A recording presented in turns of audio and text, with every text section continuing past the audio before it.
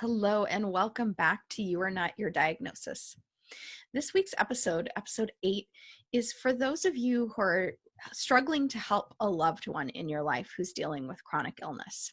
So this isn't for the person who's actually ill. This is for you if you are somebody who has a partner, a spouse, a child, a dear friend in your life who is chronically ill, and you are really struggling with wanting to be able to help them, having a lot of resources that you'd like to share with them, but feeling like your suggestions and the things that you want to share aren't always well received. So I feel like this is a really important topic to talk about, and I feel like I also have a unique perspective on it because my husband is someone who deals with chronic illness and has several autoimmune diseases. And so not only do I have my own experience of being someone who's been chronically ill and going through my own journey with that, but now I'm going through a journey with him. And it's a different experience. And it's one that I haven't talked about a lot. In the beginning, I didn't talk about it a whole lot because I wanted to make sure that I was preserving his privacy and not sharing things that he didn't want shared publicly.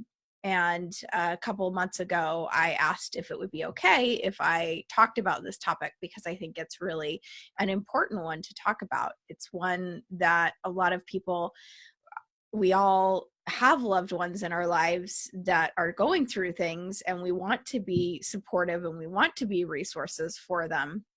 But sometimes we don't know how to do that, or sometimes we have ideas that don't always land with someone, or they don't want to hear them. And so it's a challenge.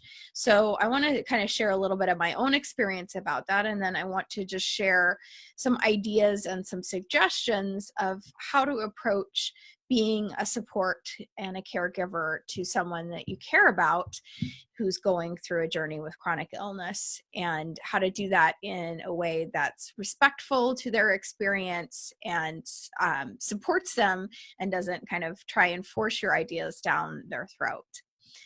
So let me just share a little bit about my story and my journey with my husband. So he was diagnosed with several autoimmune diseases probably about 6 months after we were married, but he's probably been dealing with these health issues in the background for longer than that and just didn't realize what was going on.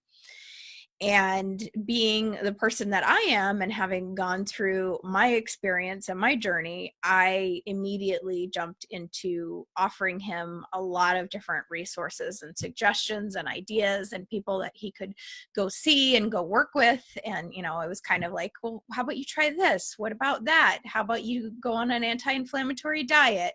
Why don't you go see an acupuncturist? How about work with a naturopath? And granted, I didn't throw all those ideas at him in one setting and kind of one helping, but I was dosing those ideas out to him fairly quickly. And what I had to come to remember was that in my own journey, when I was first diagnosed or misdiagnosed with leukemia, there was a period of time really where I had to come to terms with the grief and the sadness and the loss and all of the emotions that were there first. And I was kind of in the muck of it. And if somebody had thrown those ideas and suggestions at me right away, I probably would have been the same as he was and not overly receptive, because I wasn't yet in a place of having come to terms with it at all. And I wasn't ready to start looking beyond that. And so kind of in the beginning, I offered those suggestions, and then I think I reined myself back in, realizing, oh, okay, like maybe he's not ready for them. But as time has gone by, I've come back to offering ideas and suggestions, and, I'm out networking, and I often will meet someone and I'll think, oh, this would be like a great resource for him. And so I started again going back into that kind of bombarding him with different ideas and saying, try this, try that. How about this? Because I have become very much a person who, when I don't find one thing helps, I just keep going and going and I try things. And that's who I am as a person. That's my nature.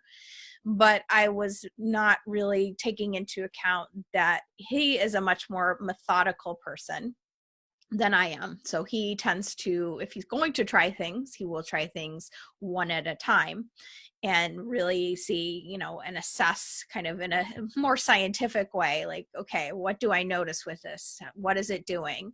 Is it helping? Is it not helping? How much? And so he doesn't like to try a lot of things at once. And that's just his way of being. And, I'm like, I don't really care if it's a combination of things. If it helps, I just want to feel better. So those are just two very different ways of approaching a problem. And neither one is really right or wrong, better than the other. But a lot of times I can get caught in that trap of feeling like my way is the right way and he should do things faster than he does or less methodically, because sometimes to me that's like it's over analyzing everything, and that's just not who I am. But that is his approach, that is who he is, and that's okay. Like, I've had to come to realize that. And it's been a challenge many times. I've been frustrated when I've offered suggestions and they've not been listened to, taken. He doesn't always try everything I suggest. And in the beginning, that was very hard to take.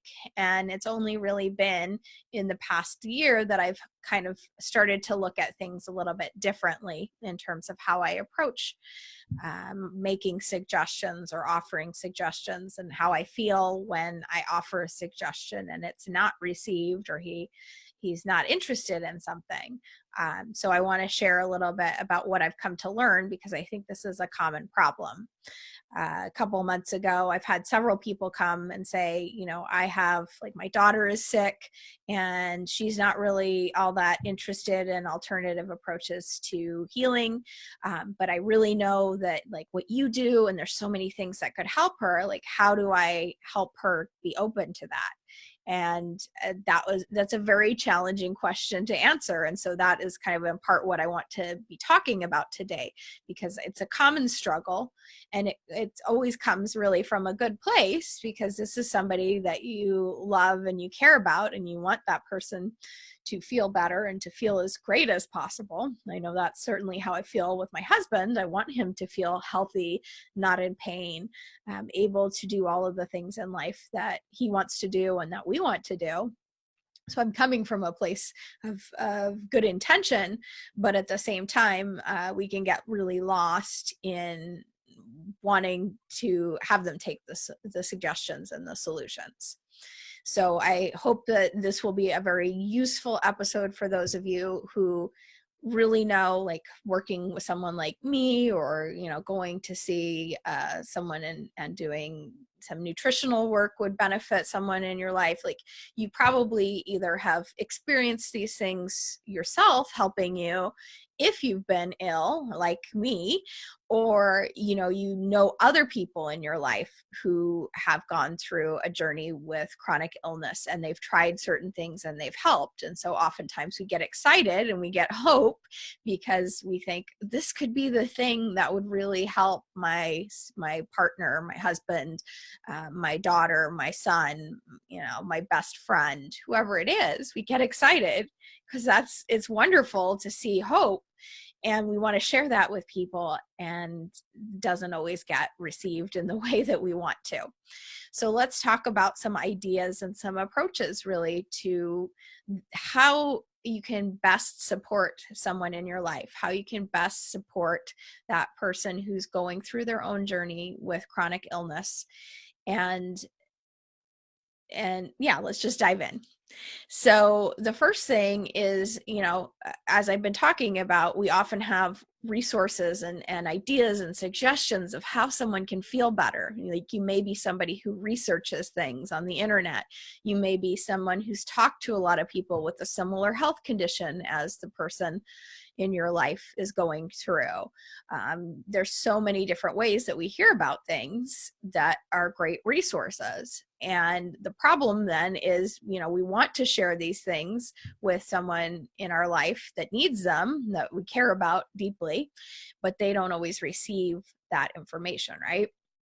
So, what if we could instead have a different approach to how we share that information so that it respects them, and we still can have that possibility of potentially sharing the information.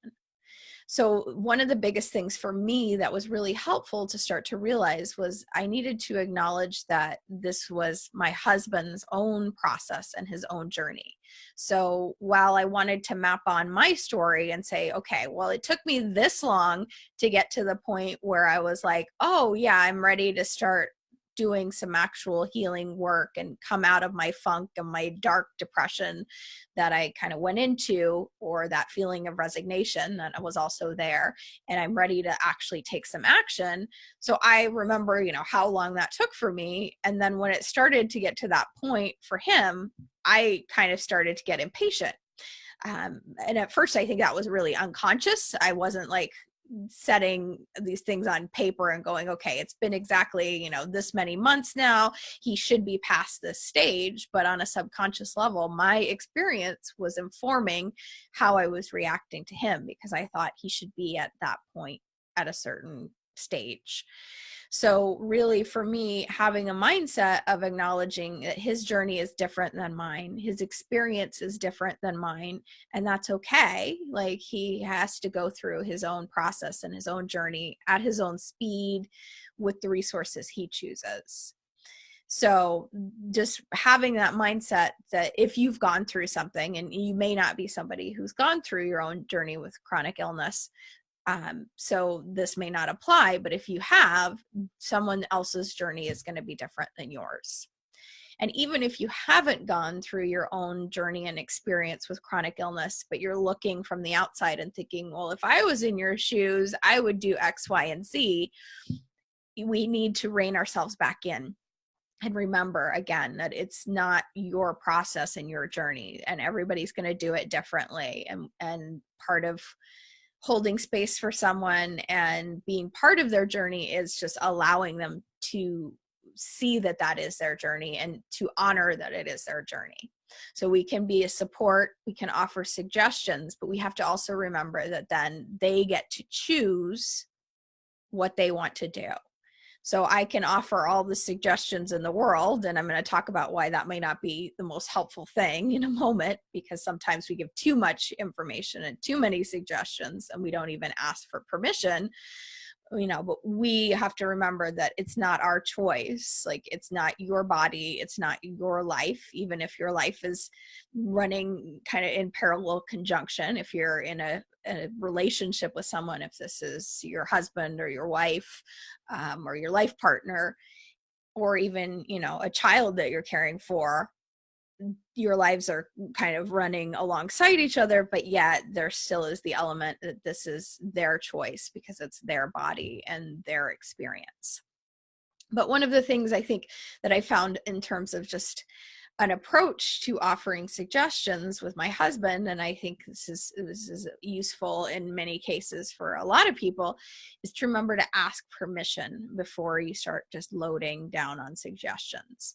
This is something that actually I've seen a lot of coaches do, and I think it's a really powerful approach to say, might I offer a suggestion? Might I offer you a resource? And if the person says no, if my husband says, nope, don't want to hear it, and go, okay, that's fine. And you actually respect and honor that, instead of coming in and, at certain points I was like, well, what about this? How about, oh, no, you don't like that idea? How about this? Oh, let me give you this idea. And I wasn't even like giving him any permission to say that or any opportunity to say that he didn't want to receive the suggestions, or maybe now was not a good time for him to be open to those suggestions. Because sometimes too, it can just be like, if someone's having a really bad day and they're in a lot of pain and they're struggling, they may not be in the right headspace for you to come in and give them all these ideas that you're excited about. They may be like, I really am not having a good day, I'm barely managing, and now you want to come in and give me 50 ideas. So remembering that you might need to back off and ask permission, and try not to give somebody like too many suggestions at once too. I find it more helpful to say 1 or 2 ideas at a time rather than, 5 to 10 ideas. And just stay non-attached then when you ask that, you ask the permission to give the suggestions. And if they say no, okay, that's fine. Not attached, not going to force it. If they say yes and you give the suggestion and they're like, yeah, I don't know, I don't really think that that's for me. Again, trying to practice non-attachment to their response to your suggestion is very helpful. It's going to be helpful for both of you, because I know when I get really caught in the space of wanting my husband to take my suggestion, wanting him to try a particular thing, because I just believe deep down that this is the thing that would be great for him. When I try to force that, oftentimes it also creates resistance in him. It's like kind of this push-pull energy that starts to happen. And I don't know if you've ever noticed that in your life, but sometimes when you really, really are trying to get somebody to do something that you want, you're really trying to kind of push them in that direction or force them in that direction. Usually think of how like an animal sometimes just like digs their heels in, they push back. And it also creates tension then in your relationship, because they're trying to say no, don't want, not interested. And you're like, but it'd be really good for you. And then you're kind of like pushing and pulling against each other, or creating friction and tension. And the other thing too that I want to point out that feels really important to mention when we're sharing suggestions and resources for people is that sometimes it can feel like we can get into a rescuing mode. And that can also be a really dangerous thing for relationships and for the person's healing process. Because when we want to rescue someone, think about what that means. What does that say about them? It means that they're not capable. It means that they can't do it themselves, that they need a savior. So it's really not healthy for them. And it's not healthy for you either, because you don't want to be someone's savior, their white knight, the person that comes out and saves them. Yes, if someone is completely drowning, you might have to, try and throw them a lifeline and get them to take it. But on a day-to-day basis, if you're constantly trying to rescue someone that you love, it's not healthy for either of you. So stay out of that place of trying to rescue them. Instead, come from more of a place of how can I support? How can I encourage? How can I offer resources when the person is open and wants the resources? So another area of this topic of kind of what can happen when we have resources and we want to share them with our loved one, and is that we can see possibilities for someone that they may not be able to see. I know I feel this a lot of the time with my husband, and I see it too working with clients and just people that I meet in general, because I've seen, clients that I've worked with go from a place of being completely debilitated, being in pain every day, on lots of medications, being basically homebound almost, or bedridden to a point, like they can get out of bed, but they spend most of their day in bed because they don't feel well, to going to a place where they're returning to living a normal life without a lot of medications, with a lot less pain or no pain. So I've seen these possibilities, and you may see that too. You may meet people who have had a similar health issue as your loved one, and you may see them get to a different place and you get excited, right? We get excited about the possibilities for them. And yet they may not be able to see that possibility for themselves yet. So we can get again into this place where there's friction, because we see that possibility and we're so excited and hopeful and wow, that possibility exists. And yet they may be kind of stuck in resistance, depression, feeling grief, anger, feeling a lot of emotions, or just they may just be overwhelmed by their daily experience of what's going on in their bodies. So we need to, again, come back to understanding that they're not always in the same place as if we've had that health condition or something similar, or they're not in the same position as someone else that's going through that. And that's okay. They may not see that hopeful potential for themselves. And holding space for them is really, really powerful. So you don't always have to keep like painting that picture for them of the possibility and getting all excited and sharing that with them. But you can, on the other hand, hold that space in your mind, in your heart, and envision that potential for them, because that's one of the things that I truly believe is powerful, kind of through that power of the quantum field and quantum physics. What we focus on and what we think is possible actually generates some of the reality. So even if they can't see it for themselves, you don't have to shove that in their face all of the time, but you can hold space for that too in your own mind, in your own heart, and envision that. And reminding yourself too, like if they say no to suggestions and possibilities that you're offering, that it might just be a not yet, because sometimes we're not ready for certain things. I know I've been offered certain things in my process, and sometimes the no was just a not yet, and I came back to it and I was like, well, actually, like a couple months later, yeah, that does sound like a really good resource. That does sound like something that I need. So, that possibility always exists for them, and they can always come back and say yes to something they said no to before. So another challenge that many of us can go through with this is that we can think we know what someone else is going through. We can think we know what their experience is like, just based on what we've read. Maybe we've had a similar experience. Maybe we know somebody else who's gone through that experience. And so we map that onto it. My husband's experience is very different than mine, even though they've both been experiences of chronic illness. I never really dealt with like constant pain every single day. So while I can understand what it's like to be given a diagnosis, to feel like my life is over, to feel like, how do I cope with this? What is the route through this? There's a similarity there. I also don't know what it's like to wake up every day and have my body feel achy. So remembering that everybody's lived experience, even if you have the exact same health condition, is going to be different. I see that all the time with clients. Like when two people have the same health issue, it doesn't always look the same and on a lived basis, on a daily basis. So one of the things that can be really helpful, even if you haven't gone through a similar experience, you can still use this strategy, is to try and understand what their lived experience is like and be really curious.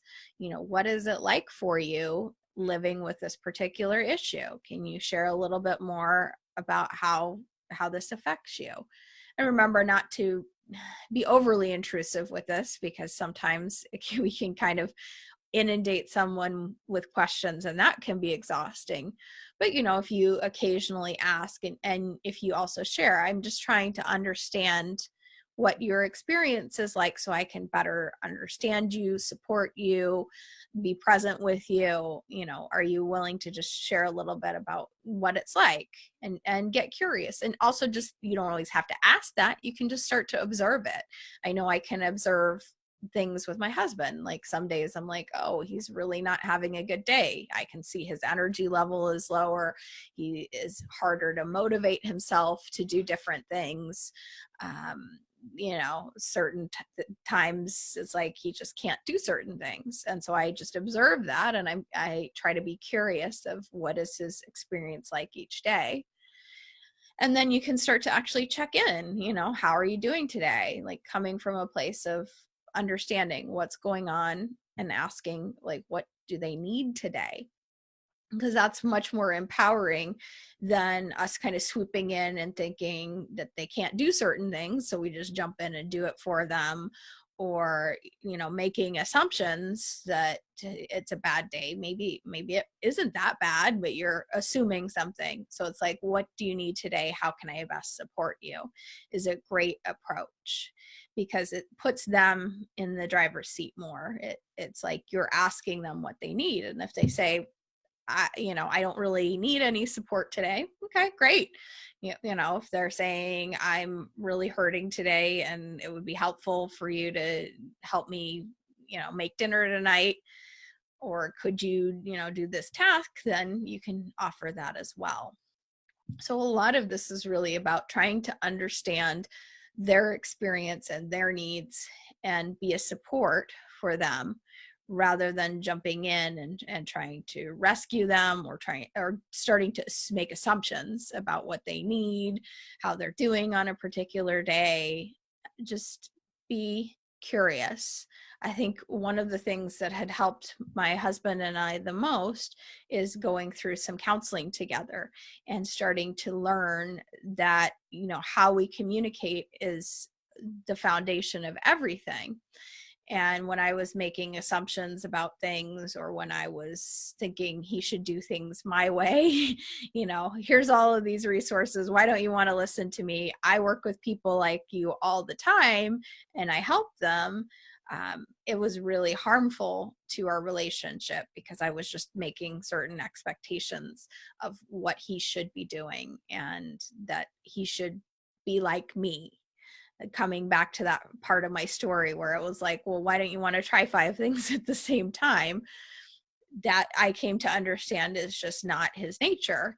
I'm also much more into everything alternative. He's open to some of it, but not as down that path as I am. He's kind of more of a mix of Western medicine and a little bit of alternative, while I'm probably more alternative and then Western kind of as needed to manage certain things.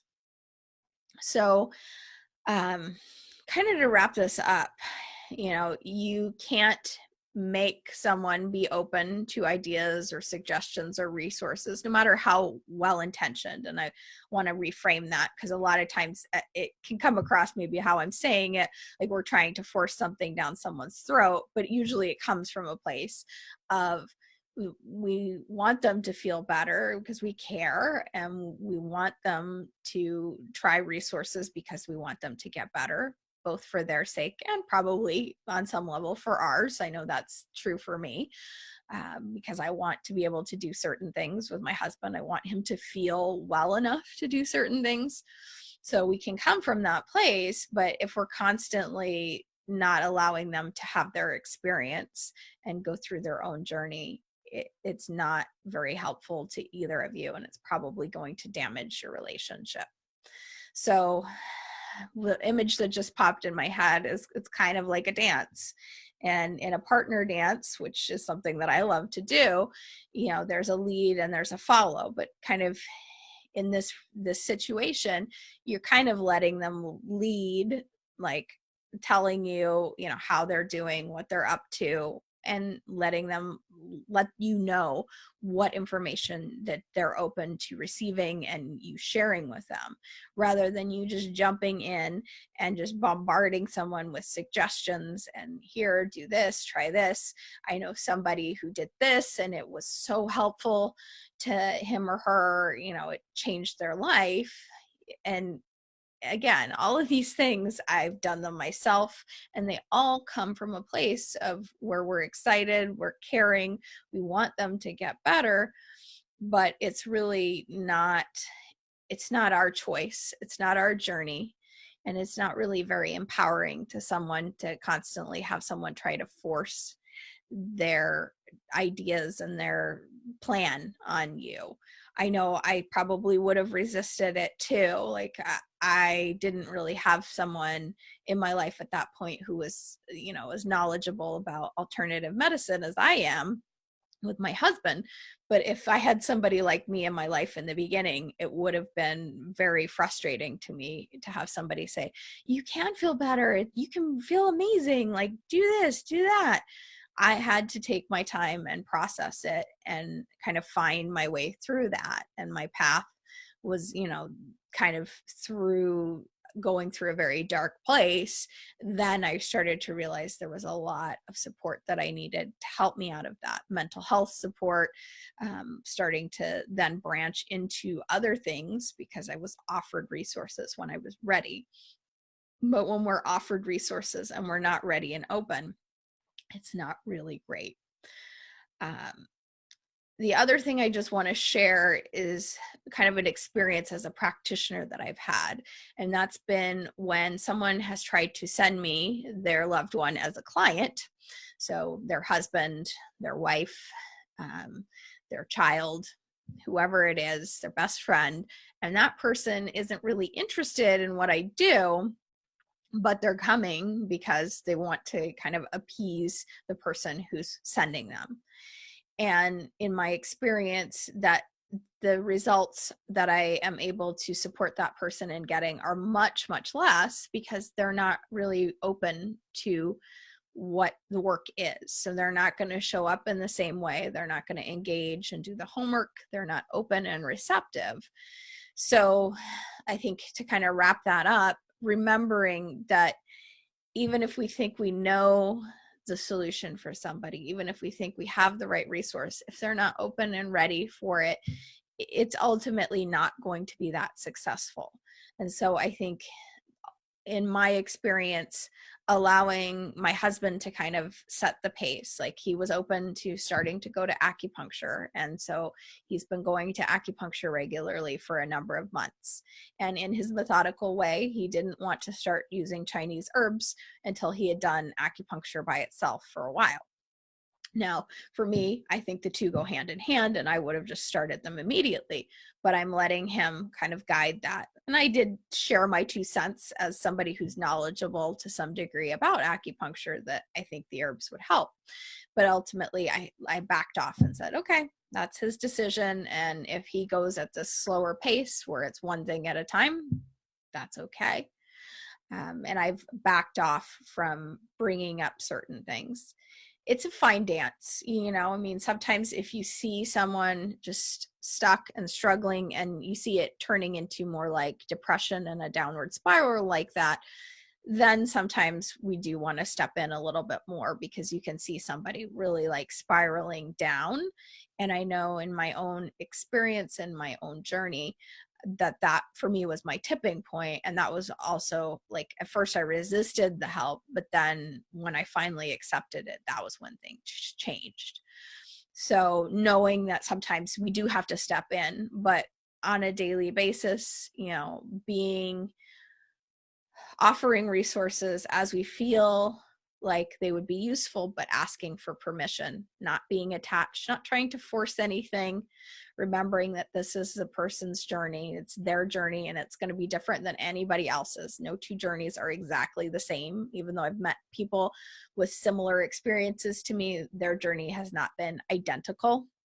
So no matter how much you've read or if you've been through something similar, your experience is going to be different. So honor the person who's going through it that you're trying to support, empower them, you know, empower them with resources when they are willing to receive them, but also remembering that it's not your job to fix them. It's not your job to rescue them. You're just there to help support them. And while it can be frustrating, and I'm not going to say that I don't have moments of frustration, and if you are in this situation, you probably feel this too, there will be moments of frustration as somebody who has ideas and suggestions and resources. But ultimately, if you keep pushing and suggesting and forcing, that's when things just get worse in your relationship. The person's probably going to be less open to things. And ultimately, you're not empowering anybody by trying to force something down their throat. So let them go through their own process. Let them come to the place that they're open to the resources when they're open to them. And then you can be there as their cheerleader and their advocate in the process as things go along. So I hope this topic has been helpful to those of you who have someone that you care about going through something that's challenging like chronic illness, and how you might be a better support for them. Just when all else fails, the question of, you know, how can I help you? How can I support you better is a great one to ask, because it puts them in the driver's seat and they can ask for what they need instead of you guessing what they need or you trying to swoop in and offer what you think they need. remember, just give them that advocacy, because what just came to my mind is the medical system strips away a lot of that in a lot of cases. You know, we're just told by someone who's, quote, the expert, this is what you need to do, this is what your life is going to be like. And that's one of the things that this whole podcast is kind of giving other options to. But when we've gone through this journey, when we've gone through this experience of being diagnosed with something, going through living with chronic illness, it can feel like a lot of our agency and our sense of, you know, being able to choose for ourselves gets stripped away. And then if a loved one comes in and starts giving you all these other ideas and tells you what you should do, because sometimes we can almost feel like we're telling someone what to do, then it's a further blow. So help empower your loved ones, help them choose for themselves, and be a support and an advocate and a resource, and, you know, do whatever you can when they're open to it, but don't force. All right, so that is it for today's episode, and I am looking forward to next week's episode. Until then, I'll see you in health.